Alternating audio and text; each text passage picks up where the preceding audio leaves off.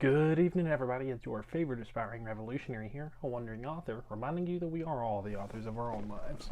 As always, my message remains the same: spend less, live more, earn your freedom, win frugality. Today, I'm going to talk to you guys about the Peloponnesian War, and instead of doing it outside in nature, I'm going to do it while laying down in bed. Cannot believe that I almost forgot to record this, actually. So, we talked about Socrates yesterday, and Socrates is the first Socratic philosopher, hence the name, right? And he really represents a shift in human thought and Western civilization from what does the world physically compose of to how does human affairs. He kind of brings us up to the age of the humanities. Now remember, prior to this time, there was the Persian War, when the largest empire of the world at the time tried to invade Greece, and Sparta and Athens were able to protect the West. Unfortunately, instead of banding together and learning that, they're greater whenever they team up, what happens is, Athens and Sparta pretty much immediately start fighting with each other. Pretty early on, Athens and the Peloponnese begin warring with one another after Megara, which is a city, changes sides, and Athens erects this series of long walls to Piraeus and another of their ports. This nearly 4-mile long fortification had one purpose: to ensure that Athens could still be supplied by sea if it were blockaded by land. So it signaled to the Peloponnesians Athens is starting to prepare for war. Since the only land threat to Athens was the Peloponnesian League, this was taken as a sure sign that they were preparing. We have some archaeological inscriptions recovered from the era where losses in a single year for the Athenian military include people that died in Cyprus, Egypt, Phoenicia, Haliais, Aegina, Megara. And why does that matter? Well, it shows us that the conflict was taking place over a massive range of territories. Megara and Phoenicia and Egypt, these are all over the Mediterranean. So it's not like it was a confined battle. It was a serious war, conflagration, so to speak, between Athens and Sparta. The Peloponnesian League and the DelianLeague, technically, but these were the Peloponnesian League's led by Sparta, DelianLeague's led by Athens. The First Peloponnesian War is going to continue and drag on until 451 BC, when another Persian force prompts a token peace treaty between Sparta and Athens. So, during this whole time, Persia's going to continue kind of edging on, whenever it looks like Sparta's getting an upper hand, Persia will get on the Athenian side. When it looks like Athens is starting to get the upper hand, Persia will switch sides. And it just kind of, to me, what it really does is it shows us just how prone to conflict humans are, man. Peace ends when the Second Sacred War is declared over the control of Delphi in 449. Now remember, the First Sacred War was literally over the Oracle of Delphi. What city is going to control this? And in 447, the tables thoroughly turn on Athens when the Boeotians reunite with the Megarans, and they revolt simultaneously. So Athens and Sparta hastily come to an agreement in 446, signing what will become a 30-year peace treaty. This treaty recognized Spartan hegemony on the mainland and Athenians at sea in the Aegean, dividing the majority of the Greek world between the two superpowers. And so we can see overall the First Peloponnesian War as an Athenian loss because they basically don't achieve any of their major objectives. They did not hold on to Corinth, Megara, Phocis, or Boeotia. However, they do build another long wall in 445 after this peace treaty, which kind of shows us that they didn't expect this peace to last forever.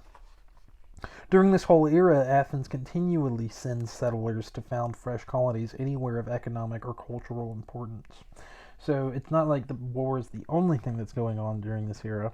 And Herodotus, who's one of the historians we've based a lot of all of our knowledge on, Herodotus of Halicarnassus, is actually on one of these colonial expeditions when Athens establishes a colony in Thurii, which is like in southern Italy, in 444. Samos, home of Socrates, comes to an inglorious end when Athens conquers it in 440. Although we stop seeing major hostilities between Persia and Greece after the Persian fleet is sunk off Cyprus coast in 450, it could be that Artaxerxes just wanted to see the two Greek superpowers wear each other down, which is what I think happened. It just makes sense, the enemy of my enemy is your friend, right? As a result, the DelianLeague becomes less necessary and morphs into something resembling an Athenian empire. Remember, the DelianLeague at first is like this coalition of Greek forces around Athens and like the Black Seas and the Aegean Seas that banded together to hold back the Persian threat. Now, there isn't a Persian threat, so why is the DelianLeague necessary? And remember, part of the DelianLeague was like Athens is kind of like the navy, and these other cities are paying tribute to Athens. Surprisingly modern, Athens imposed a democracy by force on their allies at Erythrae in 452. Yeah, so we start to see some real colonial, imperial type stuff, like democracy being imposed by force. Allies were also denied judicial independence and had to go through the Athenian court system. So if you were in the DelianLeague and you had to go through the legal system for any reason, the only courts that were recognized as valid were ones that were run by the Athenians. Hashtag NATO enhanced. So Athens appropriated league funds for projects specifically limited to their benefit, like rebuilding the Acropolis, in a building program that was paid for by league members in 447. So it'd be kind of like if we collected taxes from European countries and used it to build stuff over here. They eliminated rival navies.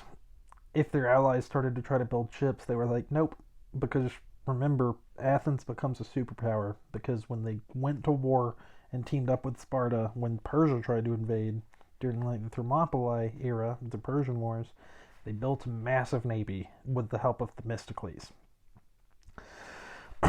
And so now, if anybody's in their league is trying to rival their power navally, they're like, no deal. The famous orator Socrates summarized public sentiment with the following, and here's a good quote. So exactly did the Athenians of that time gauge what arouses hatred in people that they voted to divide the surplus of the allied tributes into piles of 1 talent each. And a talent is like a massive amount of money. And display it on stage when the theater was full of allied representatives during the Dionysia, which is a festival celebrating the god of Dionysus. So what he's saying is the Athenians were kind of gloating. They would take the allied tribute, and whenever the allied representatives were in their city, they would divide up the surplus tribute and put it on display. Hashtag ostentatious. Thucydides would be the first to comment on the DelianLeague's transformation from a league to an empire, and in the process changed the league's aim from keeping the Persians at bay to keeping Athenians in style. So it was already recognized way back then that the league was kind of falling away from its initial purpose. However, there is one key element missing that prevents us from labeling this Athenian-controlled political entity an empire, and that's multiple ethnicities. So, whenever, like, the easiest comparison to make is Persia. So an empire is generally what happens is you get one group of people that takes over control of another group of people that are culturally completely different from them. So like the Persians took over some of the Thracians, and like the Thracians were almost Greek, but Persians are like Eastern people, right? So that's an empire. The the Athenians' DelianLeague is imperial in many ways, but because they were all Greeks, every one of them, Athens and their subject cities, it's not necessarily fair to label the DelianLeague as an Athenian empire, even though is really right there in a gray area. Anyways, the follies of empire are present whether or not we can label it as an empire. Athens starts to abuse their privileges, and eventually this causes them to kind of lose their power.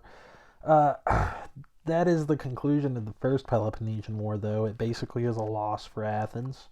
And Persia Artaxerxes starts to kind of threaten them a little bit more. Anyways, tomorrow we're going to talk a little bit about emptiness and selflessness, which is an Eastern concept. I'm going to take my dog, Maddie, to Swigadohi Falls, which I've been there before, but I've been working a lot more lately, like actual paid work, instead of just traveling all the time. But I have been going to the gym every morning, and then I've been skateboarding quite a bit. So I've also been looking at jobs, like different kinds of jobs besides just writing. On top of also just planning my future, like what exactly am I going to try to do in the near future. Currently, I feel pretty comfortable though. That's good. And definitely, all of the traveling that I did this summer, I had some difficult experiences in my early and mid 20s that really left me questioning whether I was a capable, competent, and confident individual at all. To the point where I was really having like some messed up self-perception. My perception of myself was way off base. Almost like how an anorexic person might think they're fat even though they're like skinny. I felt like I was worthless even though like nothing was wrong with me. That's done now. Traveling that much, and more importantly, just realizing that I could do it. And then on top of that, putting together all the content, I recognize that I do have a lot of value, and I don't know. I've been feeling much better about who I am and my direction in life, regardless of where it takes me. Yeah. Anyways, this is a wandering author reminding you that we are all the authors of our own lives. As always, my message remains the same. Spend less, live more, earn your freedom with frugality. What are you guys doing to inspire, uplift, and empower your local communities today? Because this world isn't changing unless we all do our part, and you can count on me to do mine daily. Till next time, I love you.